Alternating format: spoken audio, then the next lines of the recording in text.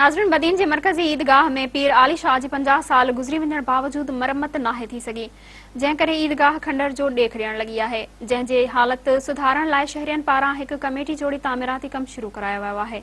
वधीक तफ़सील न ॾिसूं था दीदार हुसैन मलाह जी ही रिपोर्ट। बदीन शहर जेको 2 लख खां वधीक आबादी रखंदड़ शहर आहे, जंहिंजी मरकज़ी ईदगाह पीर आली शाह ईदगाह जेका पीर आली शाह पाण पंहिंजी हयाती में पंहिंजे ज़ाती ख़र्च ते ठाराई, जेका 50 साल गुज़री वञण बैदि ईदगाह मरम्मत ऐं देखभाल जे हवाले सां हमेशा नज़र अंदाज थींदी रही आहे। अरबन रुपयनि जा मदनी वसीला हुजण ऐं म्यूनिसिपल कमेटी बदीन जी करोड़नि रुपयनि जी बजट हुजण बावजूद हिन तरफ़ कंहिं बि ध्यान न ॾिनो। हिन वक़्तु शहरियनि पारां हिकु कमेटी जोड़े ईदगाह जो तैमीराती कम शुरू कयो वियो आहे।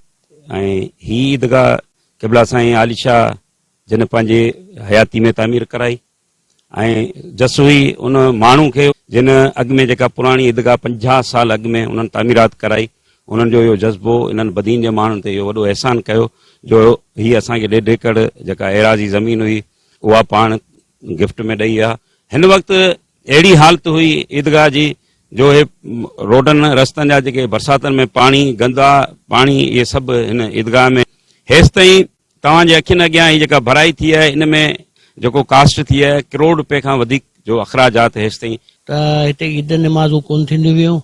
जनाज़ा निमाज़ूं जेके आहिनि शाहनवाज़ चौक या ॿिए चौकनि में थियण लॻियूं, पर उन में को बि खड़तेल कोन निकितो।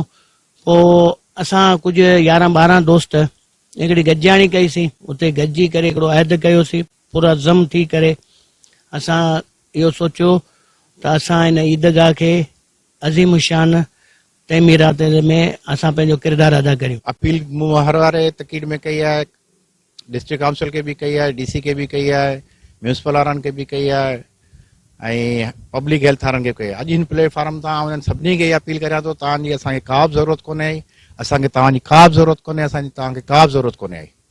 असांखे शहरियुनि जी ज़रूरत आहे, शहरी असांखे फंड ॾियनि पिया ऐं अल्हम्दुलिल्लाह शहरियुनि जे फंड सां असांजे दोस्तनि जी महिनत सां ही सॼो कमु हले पियो। त ही पीर आली शाह जेकी ईदगाह आहे तमामु जेको सो अहिड़ी कंडीशन में हुई जेको जॾहिं बि असीं जनाज़े निमाज़ पढ़ण ईंदा हुआसीं त असांखे अफ़सोस थींदो, पर अल्लाह जो शुक्र आहे असां हींअर हिकिड़ी कमेटी ठाही आहे जेको इंशाअल्लाह ही त ईदगाह बि आहे ऐं इन खां अलावा बि 2-टे अहिड़ा असांजा जेके कम आहिनि असांजे ज़हन में उहे बि जेको सो इंशाअल्लाह असीं बाहि तकमील ताईं पहुचाईंदासीं। ऐं अर्ज़ु थो करियां तव्हांजे मेहरान TV जे चैनल तां के जंहिं दोस्तनि मदद कई आहे उन्हनि जी महिरबानी ऐं बदीन शहर जा जेतिरा माण्हू असांजा जो साहिब हैसियत आहिनि जो इनमें मदद कनि, हिसो वठनि ताकि ईदगाह जो रहियल कम बि कंप्लीट थी सघे।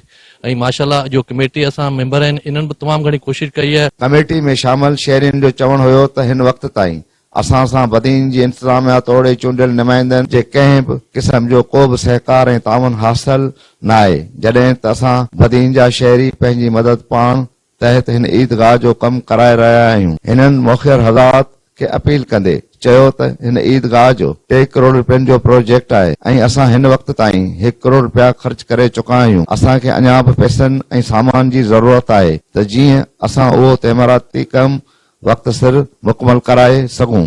कैमरामैन ज़ुबैर पुसर सां दीदार हुसैन मल्लाह, मेहरान TV न्यूज़ बदीन।